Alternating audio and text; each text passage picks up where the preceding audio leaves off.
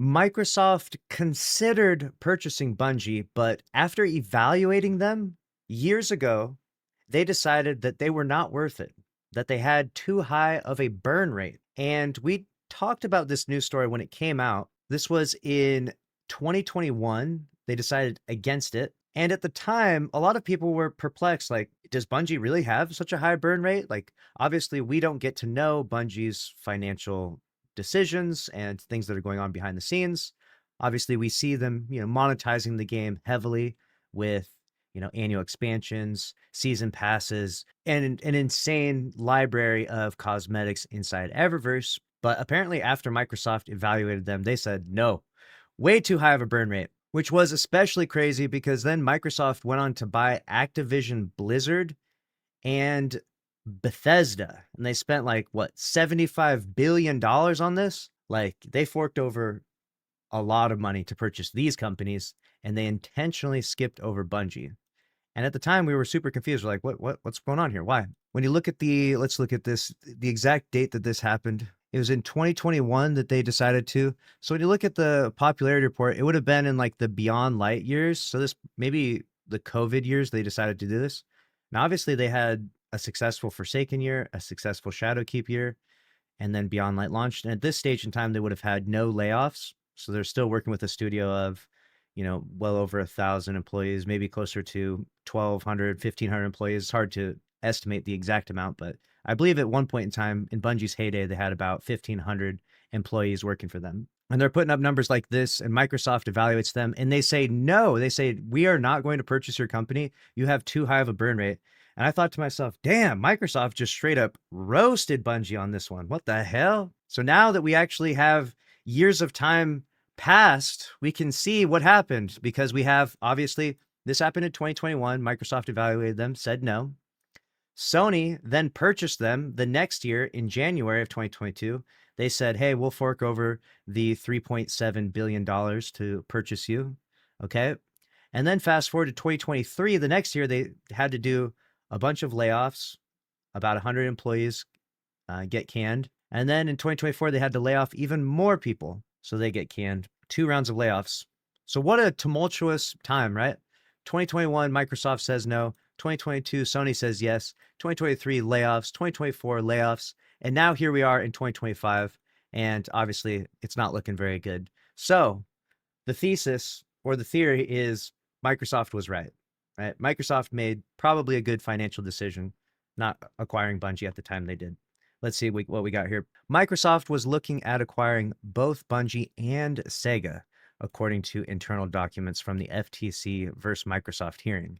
In an email seen by The Verge, Xbox chief Phil Spencer wrote to both Microsoft CEO Satya Nadella and Microsoft CFO Amy Hood, requesting a strategy approval to approach Sega Sammy over a potential acquisition of its Sega gaming studios. Microsoft's literally like Thanos out here collecting the Infinity Stones so that way they can just snap Sony out of existence. That's kind of their main goal, it seems. We believe Sega has built a well-balanced portfolio of games across segments with global geographic appeal and will help us accelerate our quest for global domination. Oh, sorry. Xbox Game Pass, both on and off console, said Spencer in a November 2020 email.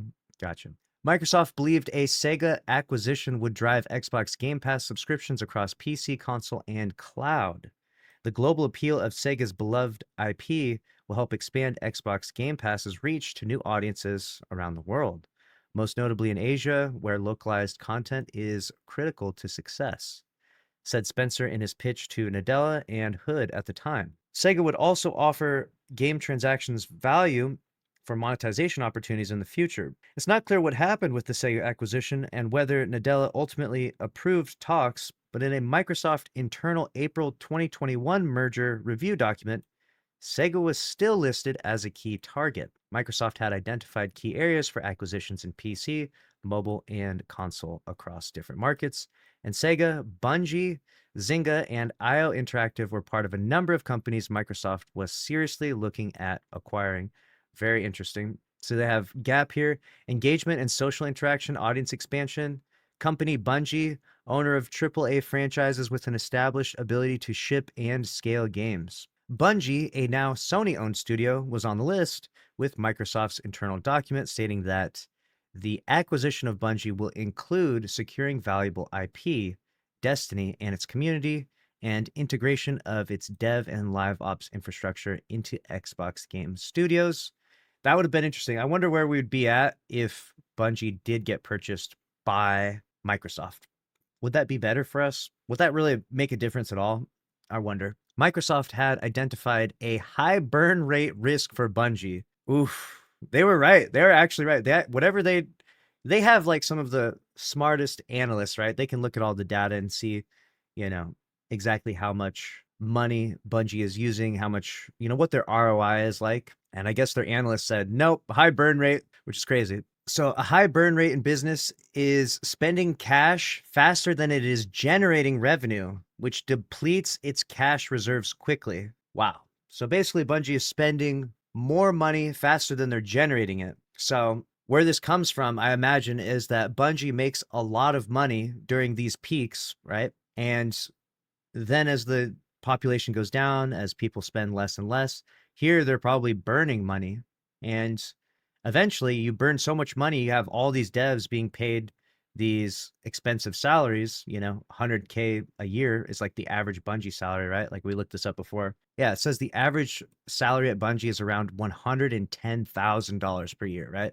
So you got all these devs, like 1,000 plus devs, getting paid over $100,000 a year, right? During this period of time. And the ROI is you're in the red basically. But because you made so much money during this peak, right? Because you sold so much, you're able to burn through that. But the problem is that if you dip too low, you burn through those reserves. And Microsoft detected that Bungie's lows are too much to value the highs enough, basically. Basically, Bungie is thriving off of these highs. They're literally paying for a good portion of the entirety of these game dev budgets because of the peaks.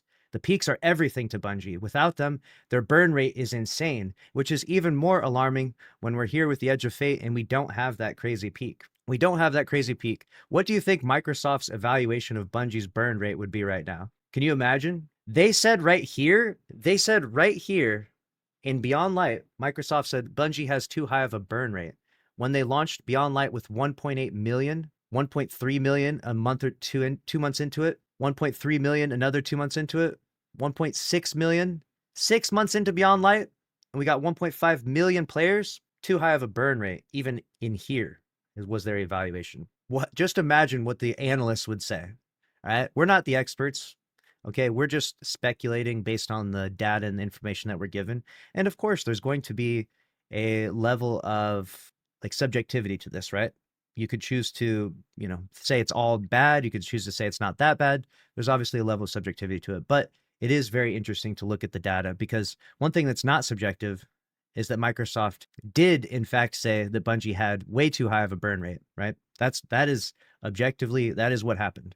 Microsoft evaluated the data themselves. They got to see everything on the back end and they said, no, we're not forking over the money, which is also very crazy considering they forked over like $70+ billion to get Activision Blizzard. So they easily could have had the money. They could have easily just bought Bungie and it probably wouldn't have even mattered much to their budget considering how much money they're slinging around with these crazy acquisitions. But even though they very easily could have afforded Bungie, they still chose not to because the finances were so bad, right? That's why I wanted to cover this video and talk about this, because now that years later, now we get to see the back end of, was Microsoft right? It could have been different, of course. The story could have been that Bungie blows up and does really well, and the burn rate was just, for a period of time. But the reality would seem to be that Microsoft was correct, right? And the burn rate was happening. They were aware of it, okay? Microsoft was aware of it. They made everyone publicly aware of it. The CEOs, Pete Parsons, all of these guys, they were aware of it. And that's why they decided to, cash out. You take the bag and run, right? Before things dip too far. Take the bag and run, right? They could see the writing on the wall. Alongside NetEase's $100 million minority stake investment in 2018. Yeah, so this is NetEase. They paid $100 million to Bungie, right? For the purchase of Destiny Rising and their IP, the ability to take Destiny to the mobile market, and it has to be separate from the Destiny 2 lore and canon and narrative, but it can take from different elements, different exotics, etc. So they also cashed in that. Bungie, they had, Bungie was aware of the burn rate, and they actually, not that they're all sellouts necessarily, but they definitely sold out to a certain degree, right? They sold out to Sony, maybe they had to. They sold out to NetEase. They're selling out to, they got their Star Wars. I mean, people are calling out the Star Wars expansion as being a sellout. I personally think it will be cool, but I'm saying it's kind of not necessarily a cash grab, but it's like, the Destiny narrative doesn't need to align with Star Wars, in terms of a narrative approach. Okay, it's one thing if you just want to be like, hey, cool, here's a Darth Vader skin in Destiny 2. It's like, sure, that's fine. Like, we don't really mind that. I don't mind there being a Stormtrooper skin in the game, but it's a whole interesting approach to like make a whole narrative around it, right? To be like, narratively, we're going to do a Star Wars themed thing, and like we're just going to make like everything very Star Wars-esque, but it will still be a Destiny story. It's, for some reason, to me, I'm still interested. I still think it'll be cool, but it does have some sellout vibes to it, right? Where they're really trying to get people back into the game. They're really trying to sell this to people. They're really trying to get people hyped about it I would say, not necessarily the wrong reasons. People are hyped for it for Star Wars, but people need to be hyped for it for Destiny. Anyways, it was also noted that Destiny was one of the highest hours generated titles on console Game Pass. So this is an interesting point that's been brought up many times, and it should be said that Destiny 2, it doesn't have the popularity of some of these bigger games, but what it does have is that the average player plays longer play sessions than the other games. So people play this game more than you play other games. When you log in and play a session of Destiny 2, you play significantly longer than you play Call of Duty. You play significantly longer than you play Battlefield. And you might think, well, no, that's not true. I just logged in and played Borderlands for X amount of hours. And that's fine. You maybe for a short period of time, but over the course of the entire year, people play Destiny 2 way more. And the average person, basically, that buys Destiny 2 or downloads Destiny 2 plays this game more than they play other games. That's kind of been Destiny's staple. The thing that's kept the thing that's kept Destiny alive is that people play the game a lot. So even though it's a niche audience, a much smaller audience than some of those bigger games out there, the people that play are very dedicated. Hitman developer IO Interactive was also on the final watch list in 2021, alongside mobile companies like Thunderfall, Supergiant Games, Niantic, Playrix, and Zynga. Microsoft was in talks to acquire Zynga before it ultimately turned its attention toward Activision Blizzard for its mobile ambitions. Zynga was eventually acquired by Take-Two. It's not clear if Microsoft held any talks with the other mobile-focused companies. So there it is. That is such an interesting bit of information, in my opinion. Now that we've got to see, from 2021, 2022, 2023, 2024, and now we're in 2025, we've got to see the full aftermath of this evaluation, this high burn rate, right?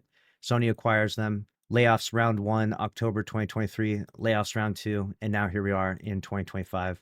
And I'm not saying it's dead. I'm not saying it's over for Destiny 2 or Bungie, but I just think that it is an interesting analysis, right? It's an interesting perspective that Microsoft evaluated us during this blue era right here and said, no, this was not going to be a worthwhile investment, that Bungie is going to have a high burn rate. And even if Microsoft's not interested, whatever, that's fine. Microsoft is some crazy, greedy corporation. We don't really care about their opinion too much, but their evaluation of it having a high burn rate is still a problematic issue of Bungie itself. And it would seem to be true that that did come to fruition, right? That Bungie did, their high burn rate came back to bite them in the ass. Eventually, it's caught up with them. And that's why they've had to have multiple rounds of layoffs. And they kind of bet big on Marathon, and they invested everything into Marathon, which wasn't actually a bad deal if you think about Bungie's patterns. So before Bungie made Destiny 2 and Destiny 1, they made Halo, which is an entirely different genre of game, still first-person shooter game, but the genres are obviously very different. So what Bungie did is they took their experience with Halo and they jumped to a whole new genre, okay? And in that new genre, a less tapped genre, right? That's kind of Bungie's approach. Is they're going to take their expertise in one thing and then jump ship to a new genre and create a new amalgamation using their expertise to make that genre successful. And they did with looter shooters, Destiny 1 and Destiny 2. I mean, obviously, they made their company billions of dollars, right? From here, their company's evaluation would have been basically garbage. They almost shut the doors, right? They said they went from this, right, to being acquired here in 2022. They went from this, like not $0, but like, you know what I'm saying? They went deep in the red to 3.6 billion. Like, look at that time span. That's incredible. So then their game plan was to do the same thing again. They're like, let's take our expertise from Halo and from Destiny and let's jump ship and let's go into the extraction shooters, right? Let's jump ship and do that. And that's a strategy that it historically worked well for them. You know, they're jumping from category to category.